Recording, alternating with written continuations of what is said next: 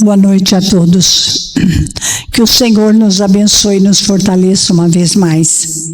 Companheiros, a semana que vem nós vamos ter a festa do Chico Xavier. Vai ter uma peça teatral que envolve Maria Santíssima. Então começa às 8 horas. Eu gostaria que nós viéssemos unir as forças para que a falange de Chico Xavier possa nos iluminar, pelo menos uma vez por ano, não é? Eu estou brincando, porque Chico está sempre conosco, nos ajudando. Mas esse dia, a gente quer unir as forças para doar para ele o nosso amor, o nosso carinho e a eterna gratidão. Eu vou pedir para o Marcelo hoje falar para nós a respeito do Evangelho, a respeito da doutrina espírita. Então sejam todos bem-vindos e eu vou passar a palavra para o nosso irmão.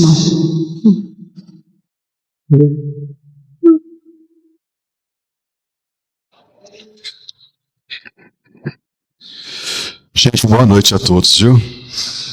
Gostaria de agradecer a oportunidade de nós estarmos uma vez mais juntos para conversar a respeito de espiritismo, de evangelho à luz da doutrina espírita. Para nós é sempre uma satisfação, uma alegria. Pessoal, nós queríamos fazer um esquenta assim para a próxima semana, que é a semana que nós vamos recordar aí o trabalho tão maravilhoso de Chico Xavier, porque agora no dia 30 de junho, não é? São aí 23 anos de sua ida para o mundo dos espíritos, né? E nós aqui no Jesus Rede Vivo temos essa alegria anual de dedicarmos uma noite ao Chico, que para nós representa tanto. Então, eu me propus a falar para vocês hoje dos romances de Emmanuel, mais particularmente de um, mas assim, até por curiosidade, gostaria de saber se vocês conhecem, ou se já leram os romances de Emmanuel através da mediunidade do Chico. São 5 romances que Emmanuel ditou através da mediunidade do Chico, principalmente enquanto Chico estava lá em Pedro Leopoldo. Alguém já leu o livro há 2000 anos? Já leram? Beleza. Depois do há 2000 anos, tem 50 anos depois. Alguém já leu? Ótimo. E aí nós vamos pegar, vamos fazer assim. Quem já leu Paulo Estevão? Leram? Ok. Está parecendo o Censo e os Espírita, né? Quem não leu nenhum desses livros, levanta a mão, por favor. Aí são os católicos do Censo, certo? Esses são os católicos. Quem leu a Paulo Estevão? São os Espírita, 2% da população, né? Então é assim, quem leu o livro Ave Cristo? Alguém leu? Ok. E por fim, quem leu o livro Renúncia? Muito bem. Então eu posso contar uma historinha, porque para vocês vai ser novidade, sem spoiler, só para tentar incentivá-los a ler, tá bom? Tem um livro que é muito especial para mim, que se chama 50 anos depois, porque vou até contar para vocês que eu estava iniciando no Espiritismo. Ele é especial com relação à sexta-feira, porque eu estava iniciando na doutrina espírita e fui convidado para falar numa sexta-feira. Iniciando não, já estava um tempo. Fui convidado para falar numa sexta-feira. E eu estava lendo esse livro 50 anos depois. E estava muito motivado. E numa das passagens deste livro, o Espírito Emmanuel narra, gente, que lá quando os cristãos, aqueles primeiros cristãos, verdadeiros heróis da fé, quando eles pregavam nas catacumbas de Roma, escondidos porque era um crime, muitas vezes o pregador, depois de falar alguma coisa, de estabelecer alguns comentários, ele abria espaço para o público fazer uma pergunta, né? Então, as pessoas perguntavam determinadas situações referentes às suas vidas particulares, ou problemas que vinham passando, que não eram poucos, porque os cristãos eram perseguidos pelos romanos, não é? E de uma forma brutal até. Então, eu estava com isso em mente, né? E vim falar numa segunda-feira. E eu falo muito, não que eu goste de falar, eu falo muito, né? E antes de começar a fala, tinha uns recados, né? Então, nós sempre fizemos aqueles almoços, né? O pessoal lembra dos nossos almoços, quando nas ampliações assim do centro, tudo, né? E antes de começar, o pessoal falou, tem um recadinho, vai ter um almoço, né? Domingo. Eu falei, tá bom, então, pessoal, vai ter um almoço, assim, assado no próximo domingo, né? E vai ser o prato X. Tá bom. E aí comecei a falar de evangelho, e falei. Meia hora, 40 minutos, né? O povo já estava tudo dormindo, mas nós já estamos acostumados, né? E foi indo. Aí no final, como eu estava muito impressionado com 50 anos depois, eu peguei e falei assim, pessoal, alguém gostaria de fazer alguma pergunta, né? Então a pessoa, falei, gente, fiquei tão emocionado. Falei, atingi o coração da pessoa, né? Falei, pois não, meu irmão, o que você gostaria de saber? Ele falou, eu queria saber qual o cardápio do almoço.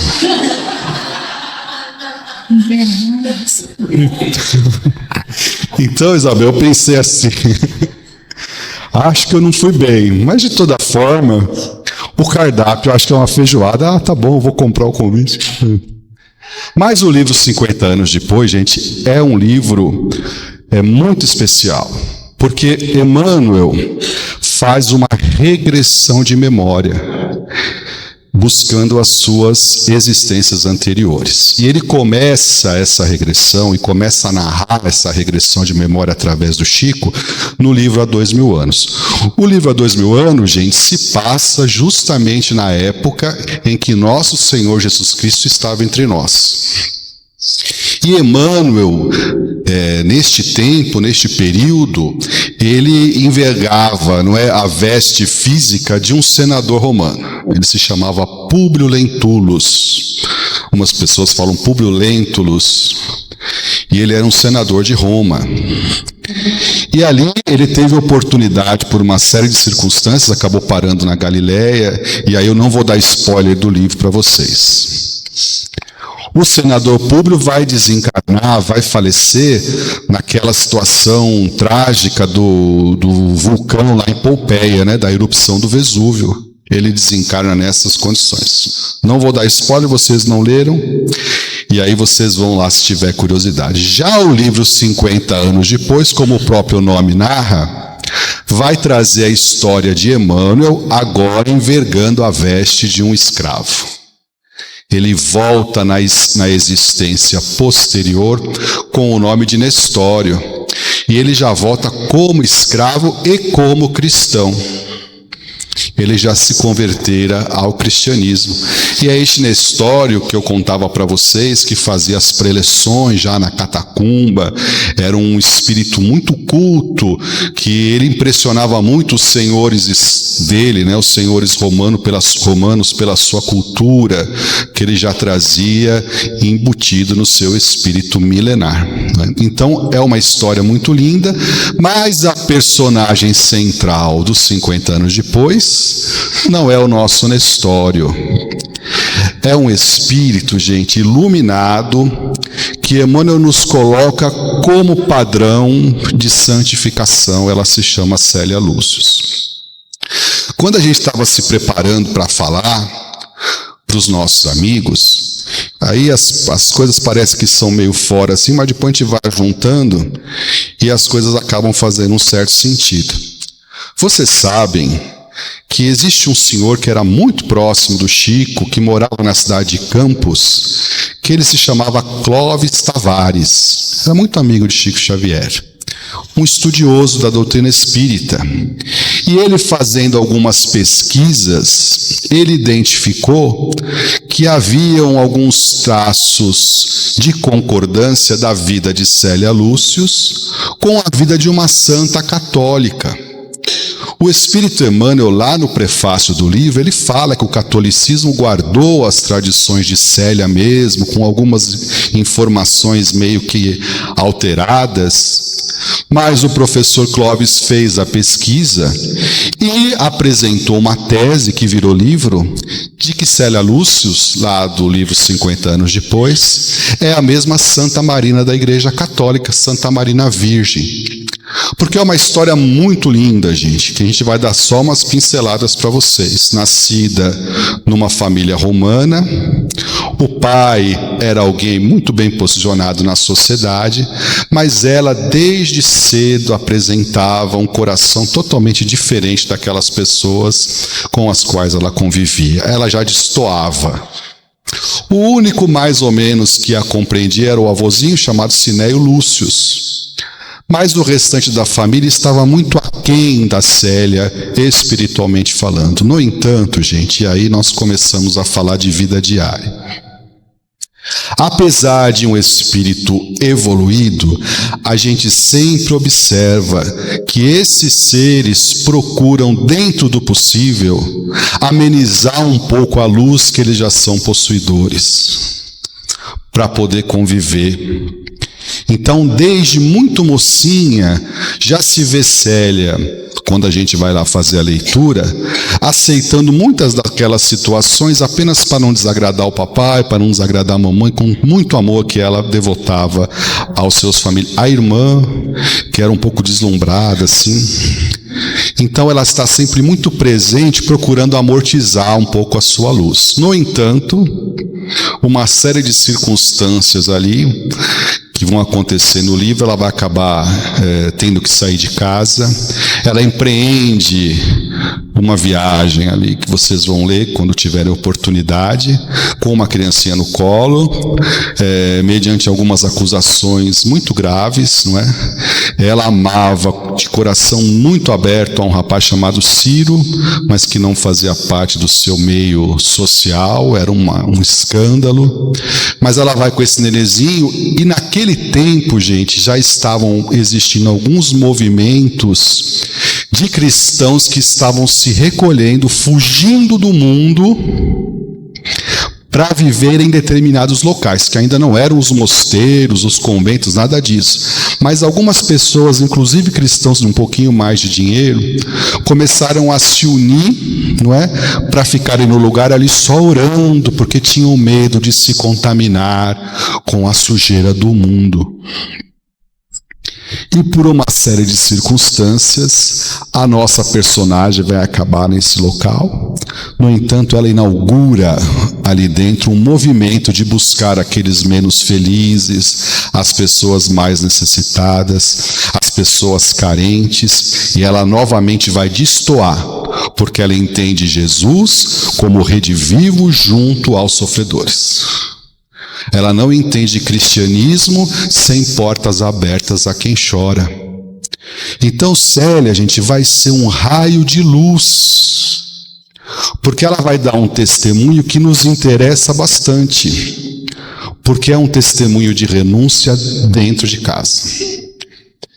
E nós achamos que um dos maiores desafios para nós é a convivência no lar. Todos nós estamos impressionados uma vez mais com os países entrando em conflito de guerra, não é? Em tempos de internet, tempos de tecnologia, de TV, nós assistirmos, às vezes a gente esquece. E eu achei muito interessante um comentário que eu li na internet, que a lágrima da mãe iraniana, a lágrima da mãe israelense, a lágrima da mãe ucraniana, a lágrima da mãe russa é feita da mesma água salgada e traz a mesma dor. A gente acaba se esquecendo disso. E a gente vê os mísseis caindo e a gente acha que está assistindo um filme, às vezes desses filmes que pregam aí o final dos tempos. Mas nesses tempos de guerra entre nações, gente, nós precisamos fazer com a doutrina espírita uma viagem ao contrário. Porque eu tentei encontrar para trazer para os nossos amigos alguma coisa diferente, mas não achei. Os espíritos pregam para nós que todas as grandes guerras começam no conflito no nosso coração. E que a única forma de nós trazermos paz para o mundo é nós estabelecermos paz em nós mesmos. Procurei.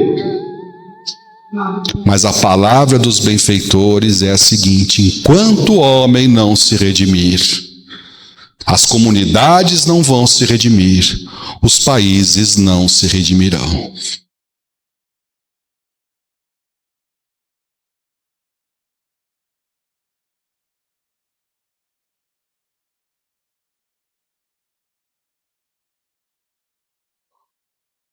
Porque a guerra é uma soma de conflitos íntimos que deságua num conflito de maiores proporções. Gente, vocês imaginem a quantidade de vibração de ódio que cerca o Oriente Médio. Vocês imaginem espíritos encarnando e reencarnando, trazendo ódios milenares. Situações que vêm de tempos imemoriais. Essas pessoas lutando e matando. E essas situações de vez em quando explodem, porque é uma vibração acumulada que acaba desencadeando a guerra, porque é muito ódio. E não aparece ninguém para falar, vamos sentar e parar com isso. Porque as pessoas não estão redimidas. E aí quando nós abrimos o Evangelho, a lição caiu a parábola das bodas de núpcias, onde o rei convida as pessoas para um banquete, para celebrar o casamento, que nosso Senhor Jesus trazia temas profundos através das parábolas. Ele falava com o espírito imortal. E no final fala assim, sai você aqui da festa, você não pode ficar na festa. Por quê? Você não está com a veste nupcial. O que é isso, gente? A mensagem do Evangelho, ela não é para minha sogra. Ela não é para o meu filho. Ela não é para minha mulher. Bem que ela podia escutar. Porque depois de 30 anos de casamento, eu já estou naquela fase da paciência, não é? Eu entro com a ciência, minha mulher vem entrando com a pá ultimamente, né? Se eu bobear... Então é assim, o Evangelho, ele é para nós. Ele conversa conosco. Jesus se dirige, quando ele fala, à pessoa, ao ser eterno, individual. Porque o reino de Deus tem que ser construído em cada um de nós. Não pensem vocês que a linguagem figurada daqueles que vão ser condenados ao inferno porque não deram certo é verdadeira e deve ser levada ao pé da letra. Se nós não aprendemos na terra, nós teremos outros mundos para aprender. Foi o que aconteceu com o povo lá de Capela. Quem já leu A Caminho da Luz? Só os espíritas. O senso está certo. Emmanuel conta, gente, que lá existia uma constelação, existe uma constelação, do Cocheiro é o nome, os astrônomos da Terra deram o nome de Cocheiro. E lá tem um planeta, um grupo, um sistema chamado Capela. Um dos planetas de Capela sofreu não é o termo, viveu um grande progresso, um progresso assim extraordinário. Existiam espíritos cultores ali da verdade, da beleza, do bem, da perfeição. Só que alguns milhões destes espíritos não se adaptaram e estavam criando problema lá. Então a bondade divina decidiu tirar esses milhões de espíritos que já estavam atrapalhando o progresso dos outros e trazê-los para um planeta que estava meio que em formação ainda inferior à nossa Terra. Eles reencarnaram aqui em 4 grandes grupos do Egito, da Índia, dos pais dos povos europeus e de Israel. Vieram lá de Capela. Os historiadores humanos não entendem um salto que a humanidade dá a determinado tempo. Foram os capelinos. Jesus os recebeu com muito amor. E eles vieram para cá começar tudo do zero. A linguagem do paraíso perdido, gente, que está lá na Bíblia. Adão e Eva estavam de boa lá, de repente vocês vão ter que ganhar o pão com o suor do vosso rosto. É a linguagem figurada, porque eles estavam lá, sei lá, no McDonald's de Capela, lá comendo, e de repente vieram aqui atrás, correr atrás de mamute. começar tudo de novo. Mas como eles já traziam um certo potencial, já tinham ideias inatas, eles ajudaram também àqueles que estavam na terra, aos povos que estavam aqui. Então Deus não perde nada. Deus não perde nada. Não acreditem quando as pessoas nos falam que Deus tem o seu grupo de preferência. Porque se nós formos igualar Deus a uma criatura humana, a gente está assassinando talvez a sua maior qualidade. Ele é todo amor, todo misericórdia, ele não pode ser igual a nós. Se um pai humano não faz diferença entre os filhos, que dirá, ou normalmente não faz diferença, que dirá o Pai divino? Então, se nós não conseguimos vestir a tal veste nupcial na terra, não nos faltará oportunidade. Nós vamos recomeçar e recomeçar quantas vezes foram necessárias. Mas hoje é talvez o melhor dia para nós estabelecermos um compromisso de viver Jesus. Gente, fácil não é. O Evangelho está na terra há 2000 anos. E ele continua nos desafiando a agir conforme ele nos propõe. Porque nós estamos naquela posição assim, o Evangelho pede isso, mas eu quero fazer aquilo. Eu sei que eu tenho que ser aquele que compreende. Eu sei que tenho que ser aquele que mais ama. Eu sei que eu tenho que ser o que busca reconciliar.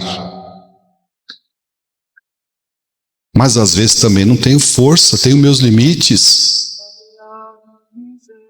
Agora, nós não nos enganemos, gente. Jesus chamou seus discípulos um por um. Ele não chamou os 12 de uma vez. Ele buscou Simão e André, e João e Tiago lá que estavam pescando. Buscou aos demais discípulos, cada um na sua atividade. Mateus lá cobrando imposto, como está passando na série lá no The Chosen. Não é? Ele buscou individualmente. E em algum momento, numa curva da nossa vida, ele nos chama também. E Jesus usa alguns meios bastante interessantes para nos convidar. Às vezes ele usa as perdas. Às vezes ele usa a doença. Às vezes ele usa a dificuldade financeira. Que é um chamado para que a gente reflita que nós não temos garantia de nada. Gente, quem que tem garantia de alguma coisa nessa vida? Amanhã ou depois, a gente sempre brinca, cada um de nós tem a sua senha, não é? E a gente não sabe a hora que Deus vai chamar a senha. A gente não sabe. Pode ser que chegou a hora da nossa, pode ser que a nossa demore um pouco mais. E aí quando eu volto para a verdadeira vida, como é que eu vou estar vestido? Será que eu vou estar esfarrapado de valores morais? De ter cumprido a minha parte na vida? Então eu devo me perguntar assim, o que Jesus está pedindo para mim? Porque ele pede se a gente escutar. O que ele está pedindo? Na minha vida em família, como nós falamos da Célia, vocês quando lerem o livro lá, vocês vão ver o testemunho que Célia deu, que para um olhar desatento vai falar assim, mas essa menina, ela era problema, ela não era iluminada de fazer o que ela fez. Porque nós somos aqueles escultores, nós temos que falar na cara. Não é assim que a gente pensa? Que a gente faz.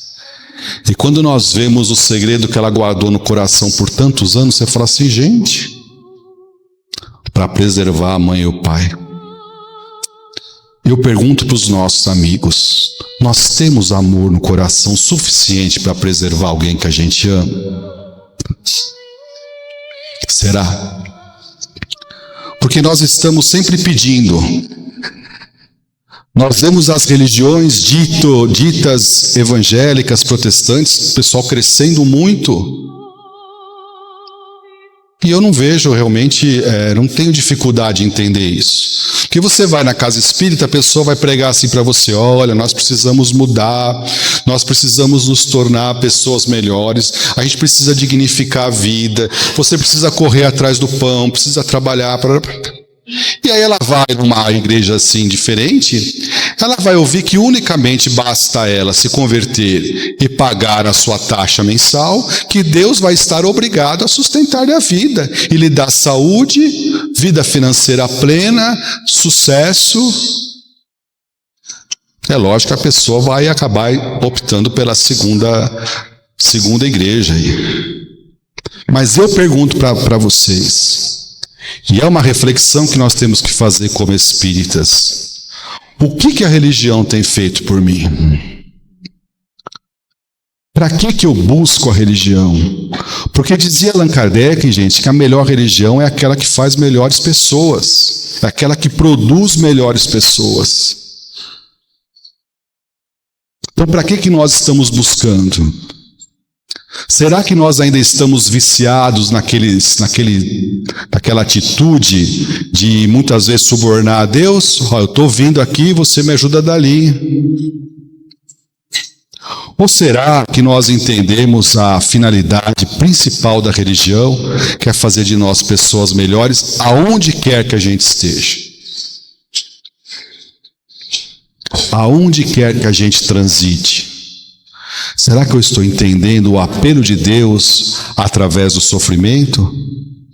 Será que Deus não está me alertando que eu preciso rever as minhas prioridades? Que eu preciso recordar que eu sou um espírito eterno e não sou o corpo que irá morrer um dia? E eu terei que voltar para o mundo dos espíritos com as minhas próprias realizações? Ou será que eu acho que eu vou dormir depois de morrer e aguardar um juízo final que nunca chega? Hoje eu fui no Poupa Tempo. É uma logística danada para fazer RG novo, né? E tinha um pouco de gente lá no metrô Itaquera. Eu fiquei pensando na logística do juízo final. De onde vai começar? Porque já vai demorar para chegar o juízo, vocês imaginem, para chegar em nós o julgamento. Ao pé da letra.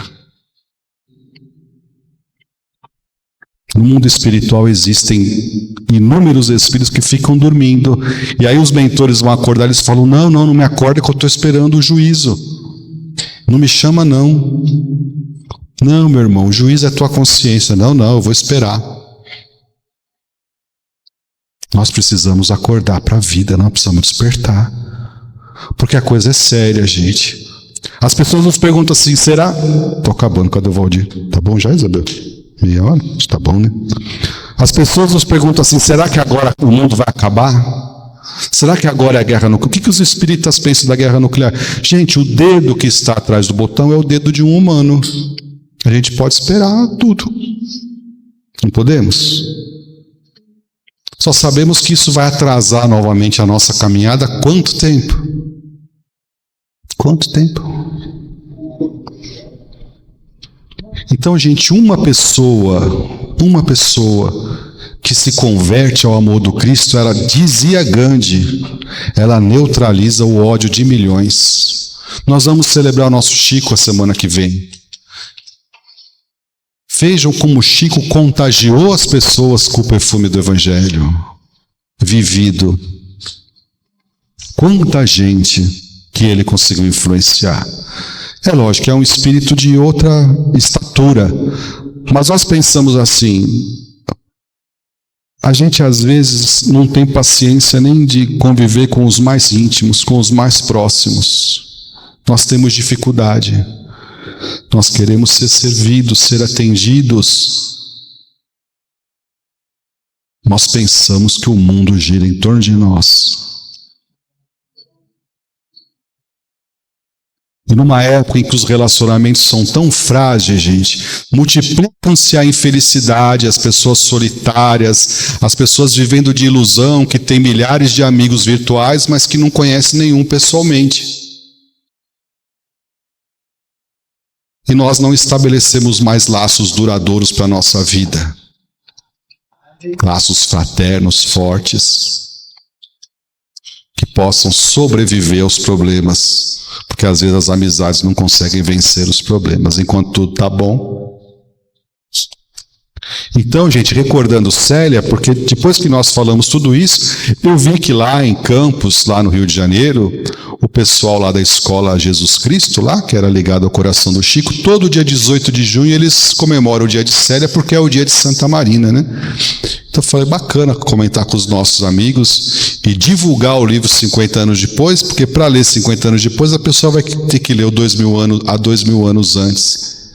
E nós temos uma tese, gente, que a pessoa que lê um livro de Emmanuel, pega um livro para ler, é como se a vibração do Espírito, a vibração de Chico Xavier também sobressaísse daquelas páginas. Quando a gente mergulha na leitura, a gente entra na vibração desses espíritos nobres.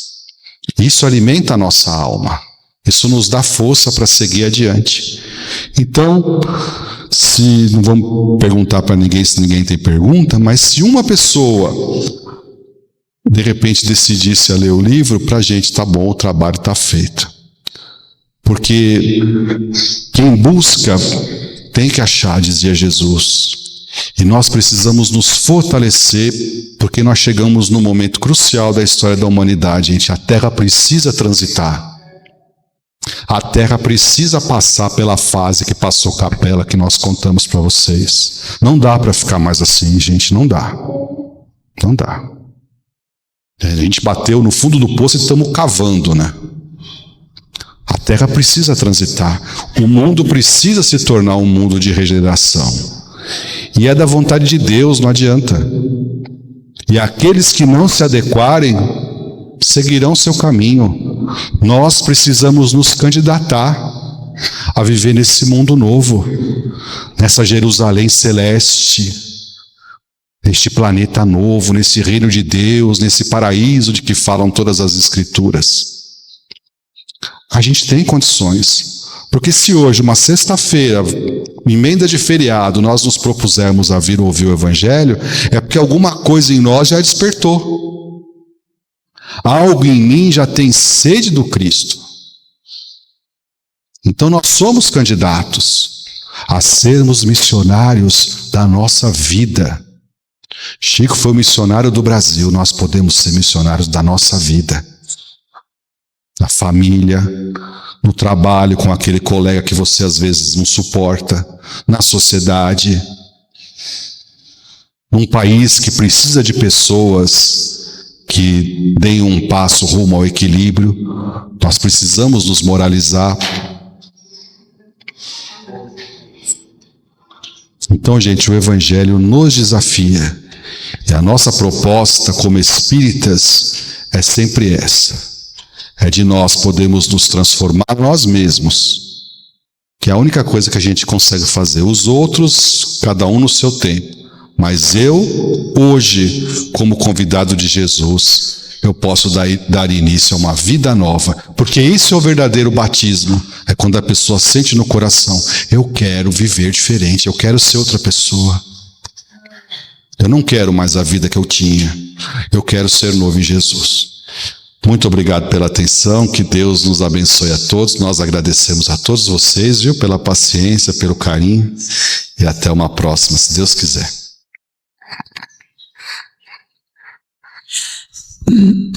Marcelo, Deus te pague, viu? Marcelo está conosco há quanto tempo mesmo, Marcelo? Faz tempo. Perdeu quantos anos? Agora eu falo que é o Covid, né? Tudo a gente põe a culpa no Covid, eu esqueci. Pois é, gente. A nossa casa é recheada de pessoas de boa vontade.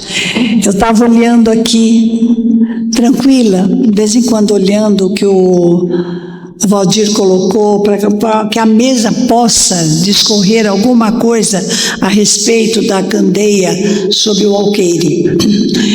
Para a mesa poder falar também. E eu quero falar para vocês, para estimular as pessoas a falarem. Lá em Uberaba, eu nunca fui em Uberaba e fiquei sem falar. Não sei por quê, mas eu tinha que falar, porque o Chico me punha para essa tarefa. Então, uma vez eu perguntei para ele, falei, Chico, por que será que às vezes eu falo 2 vezes? E o pessoal às vezes não fala nenhuma.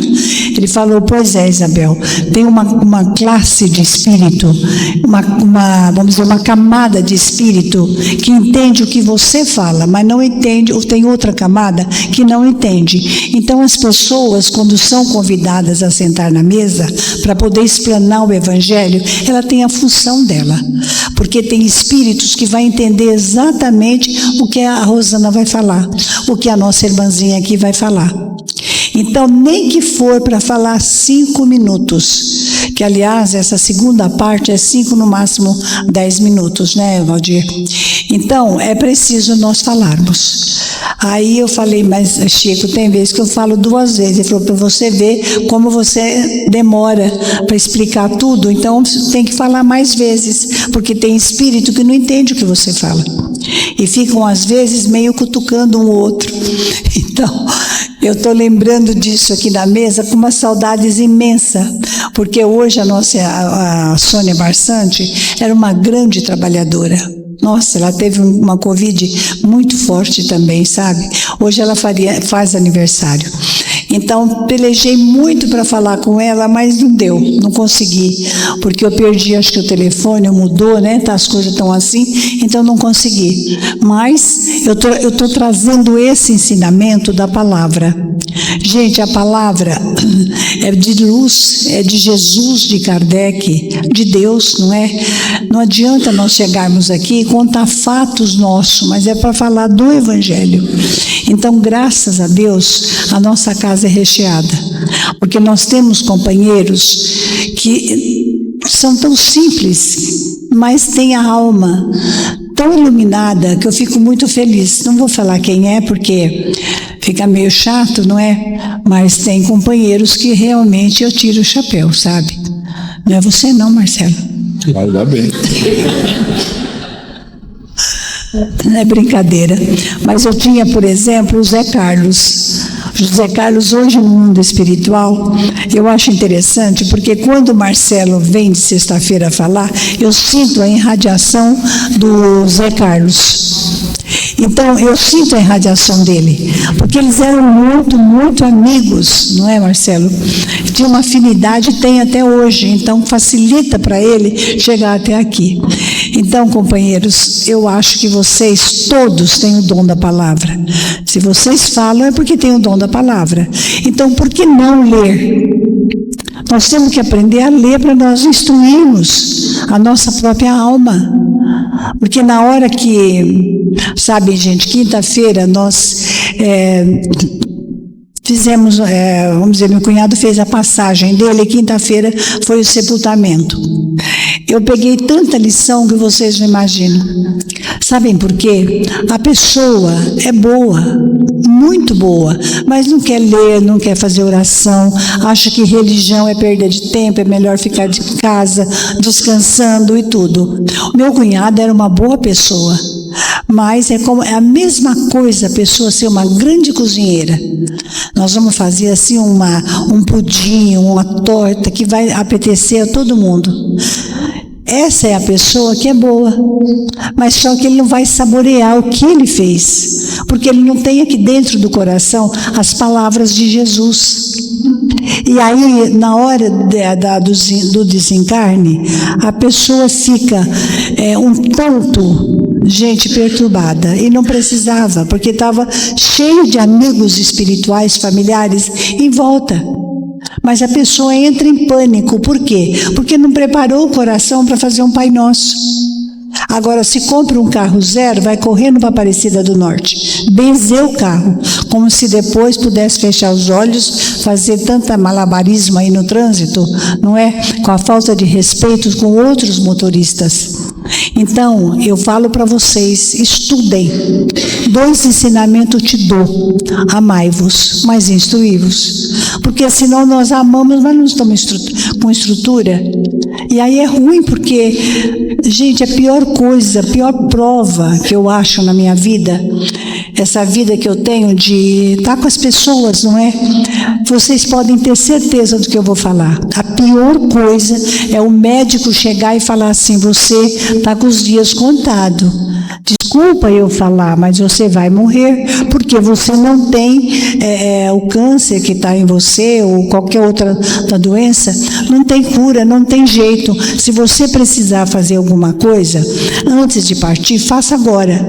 Quer dizer, dizem que os médicos estão assim, bem objetivos. Agora, a pior coisa que tem é a pessoa levar um susto desse, com uma esperança de cura, em quimioterapia, radioterapia, cirurgia espiritual, mas já está designado. Meu Deus, você saber que você está para partir, como é que vai ser?